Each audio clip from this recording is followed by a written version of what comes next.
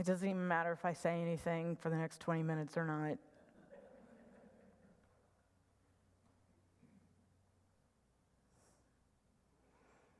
That's one of the interesting things that I wrestle with, that I find that the deeper I get into spirituality, one of the questions that I keep asking myself is, well, if this is true, then what is there left to say?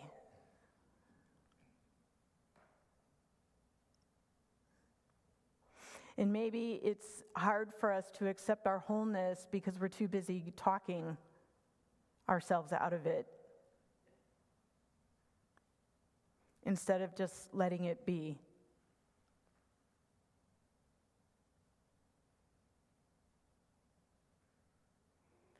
Because whatever I say here today is just a point in a direction. I don't even know if it would be important to you, because each and every one of us are just holding up a mirror. So this whole talk today is just me holding up a mirror for something that I needed to say or hear. And so my hope is that something that I say might be in service. And if nothing I say is in service, then hear between the words and listen into the silence and just feel the wholeness that everything is complete, perfect, whole, right now.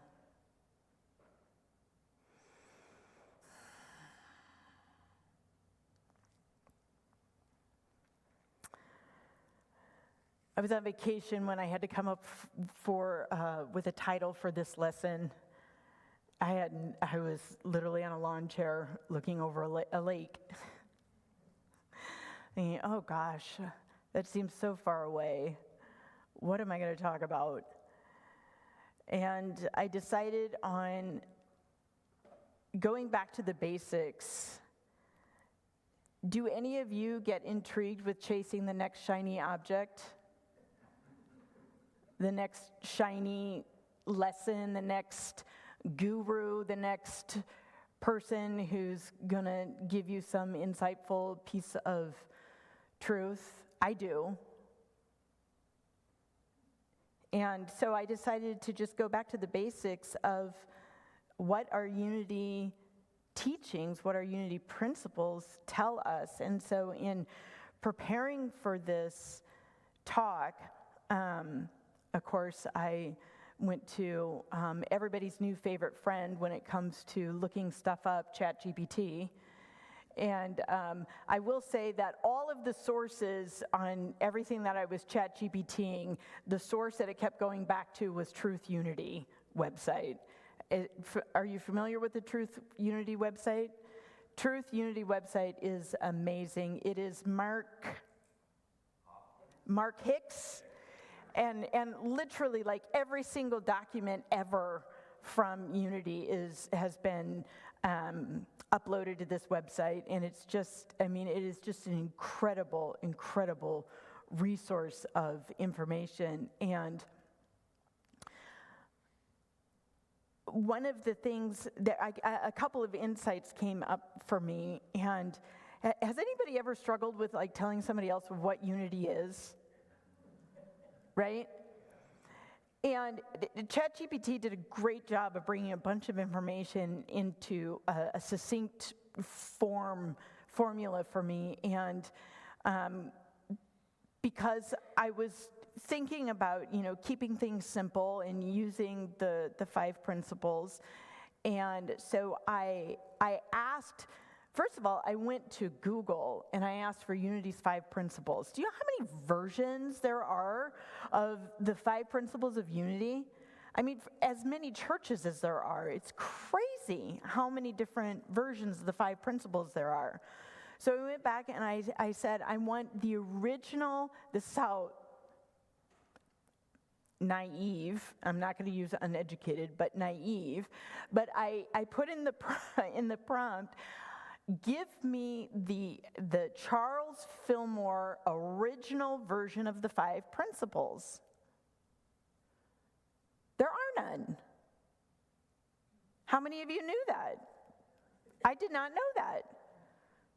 So the 5 principles didn't come into being until 1990 as a result of Unity wanting to sort of summarize and simplify what it is they believe, because prior to that, at least this is my understanding, prior to that, it was Charles Fillmore's 32 statements of faith, our statement of faith, and there were 32 different statements of faith, mapping out what it is that Unity believes about this and that and everything under the sun.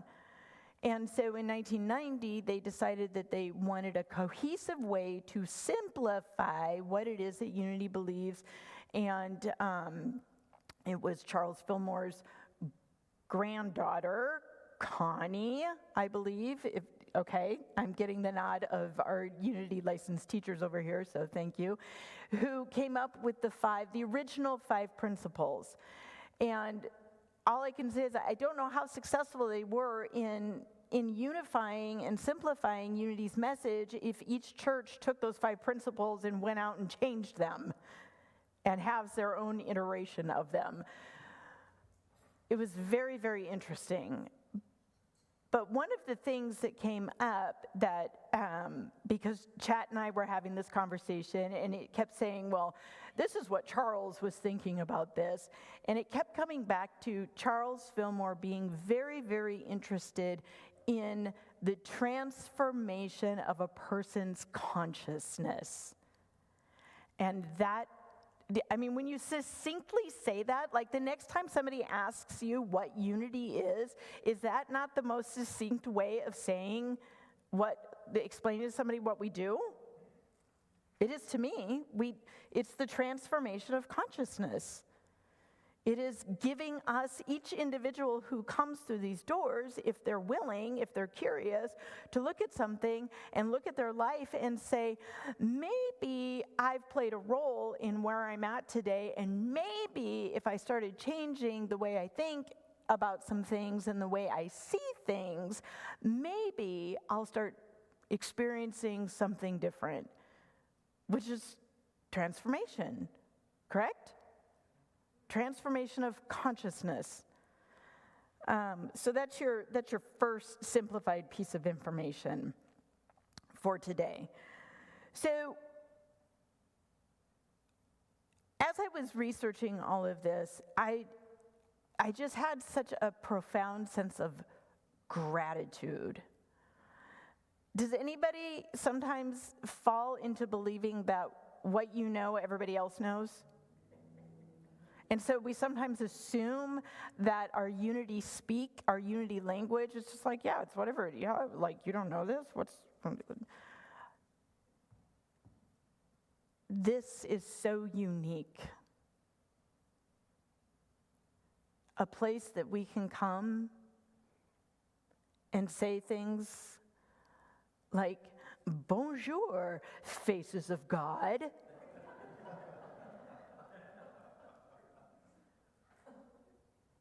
And nobody blinks an eye on that because it's truth. Yes, I am the face of God. I mean, how special is that? Is there any other place that you can do that? So anyway, I was just really, really, really filled with gratitude about, as I was diving into these teachings, and what a privilege it is to know this information, because so much of the world does not. And by being here, we play such an important role because as each one of us raises our consciousness, we are opening doors, we are creating a blueprint, a roadmap for others to do it in their own time, in their own way as well. We don't have to force anybody to come along with us. We're automatically just leaving breadcrumbs for the next person and making it easier for them. And part of our roadmap are the 5 principles. And so if we look back to the original wording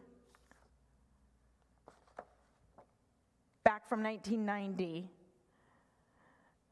We look at principle number 1, God is absolute good everywhere present.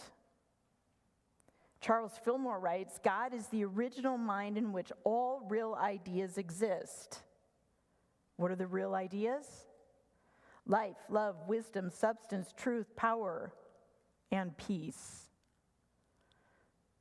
So principle number 1 of unity, simplified, and they've recently been simplified. Ellen Davenport's book, what year, do you remember what year that came out? The simplified versions, God is all. I simplified it even more. God is. God is. Now, when I say that, I can intellectually wrap my mind around it. God is. There is only God. There is only one presence, one power. We say it. I can wrap my head intellectually around it. And sometimes I'll have an experience of it when I'm least expecting it. When I'm looking out the window in the morning, watching birds and seeing beauty around me. But it's one of those things that I have to stay in practice to remind myself, that's all it is. God is. It's the number 1 principle. God is, period. No questions. Undebatable. No arguing. God is. Principle number 1. God is the original mind in which all real ideas exist. It's the only reality. Principle 2, human beings have a spark of divinity within them, the Christ Spirit within.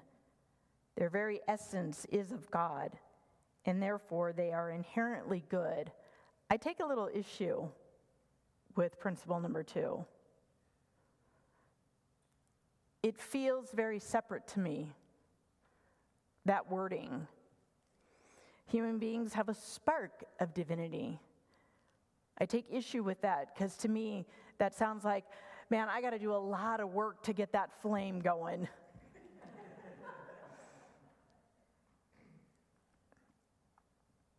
Charles Fillmore writes, the Christ is the divine idea within every person.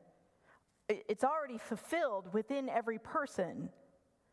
That is different than I have a spark of divinity within. It is already fulfilled within every person. It is whole. It is complete. Fillmore described the individual as a phase of God mind and taught that the Christ pattern is the spiritual man, the real self. So I simplified that too, and we've heard this before, I am. Our beautiful Yvette is known for that meditation. God is, I am. It equates one to the other. God is, I am.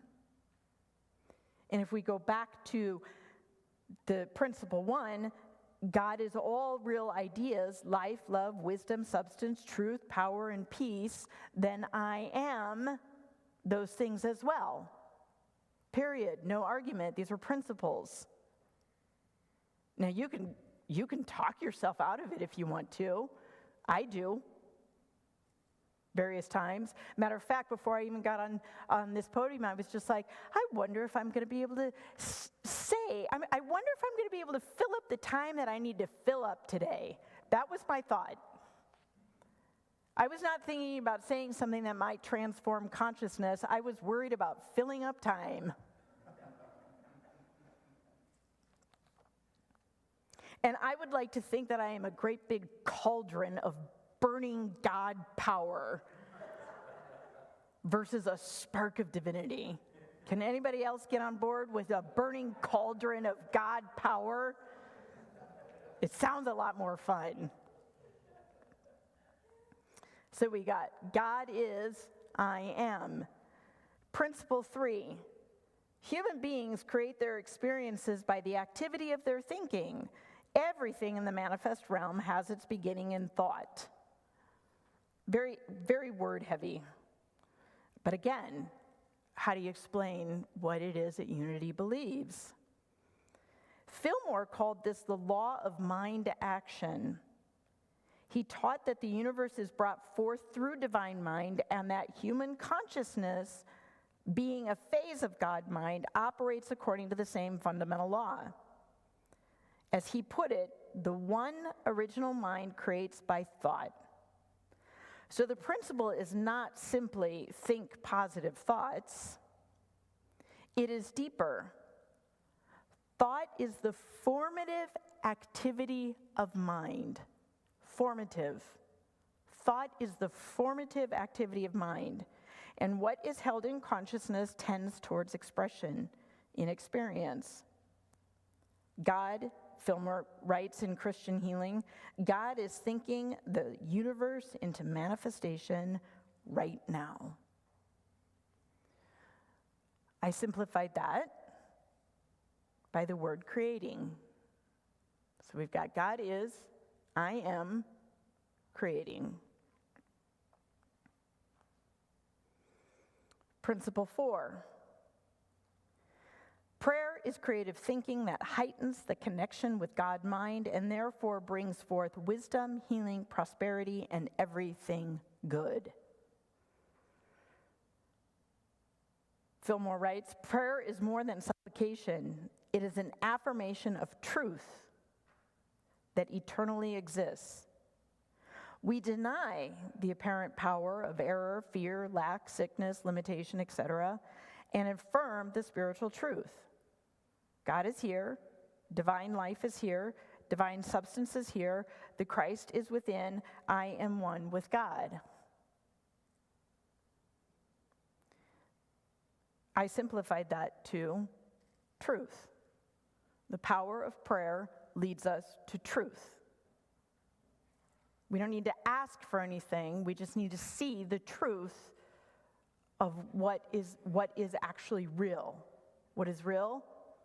Love, peace, power, harmony, unity, health. That is what is true. Number 5, it is not enough to understand spiritual teachings. We must live the truth we know. And this is where it gets really interesting, because this is where Chat says the 1990s version of unity didn't really, or they started moving away from this idea that seemed to be very important to Charles Fillmore, and it was the idea of substance. Substance is the divine idea of the underlying reality of all things. Fillmore taught that God is substance, not physical matter, but the invisible spiritual reality underlying manifestation. Fillmore writes, you are linked with the universal spiritual mind through the Christ mind. Mind essence, the body of God, all providing, all sustaining, everywhere present.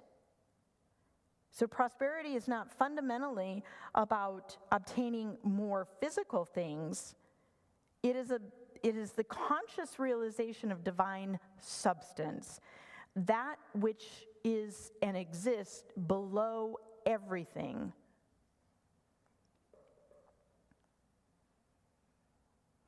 The divine reality that stands under all expression. Jesus Christ is now here, raising me to his consciousness of the omnipresent, all-providing God substance. Because sometimes I struggle with that last one. It's not enough to understand spiritual teachings. We must live the truth we know. We must live, so to me that speaks to doing. I have to do something to prove that I understand the principles. I have to demonstrate it. But what if the demonstration is just simply standing in the truth that the substance is God? And God is the substance, and that is all there is. And so I simplified principle 5 to one word, substance. So we've got God is, I am, creating truth of substance. Where does substance take you? Right back to number one. God is. I am creating truth of substance. I'm just going to challenge, I don't know. It's a challenge that I'm going to give to each and every one of you. If you are dealing with an issue, a problem, something this week, say that statement. Stop and say, God is, I am creating the truth of substance, and just see what happens. See what ends up changing. See what thought you end up thinking differently. See what action ends up being different.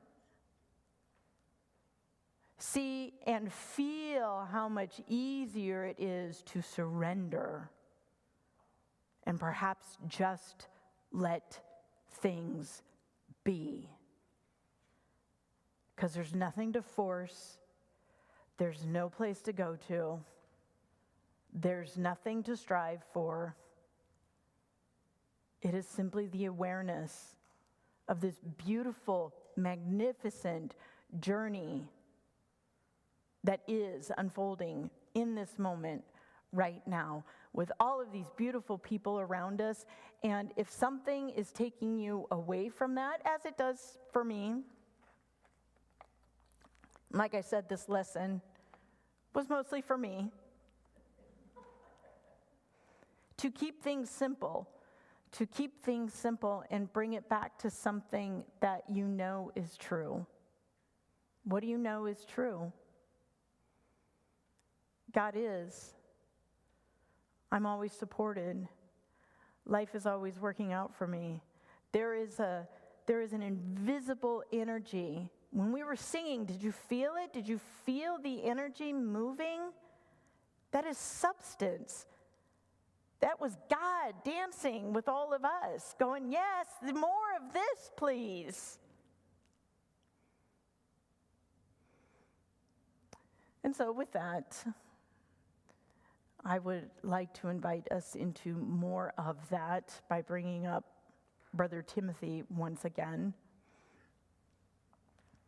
And maybe he can just play a minute or two, something nice and soft like you did at the beginning when we first began the opening music. And this is an opportunity for everyone here to just feel that again, just tap in. You can close your eyes if you want. Take a breath.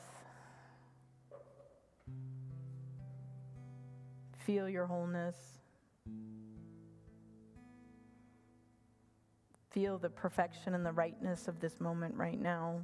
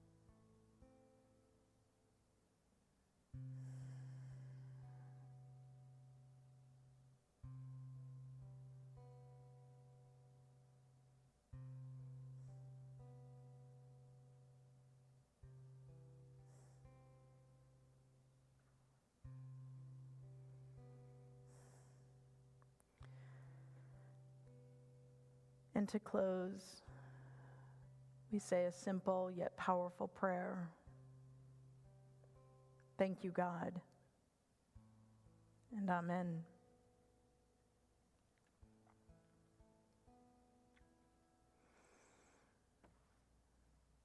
Thank you.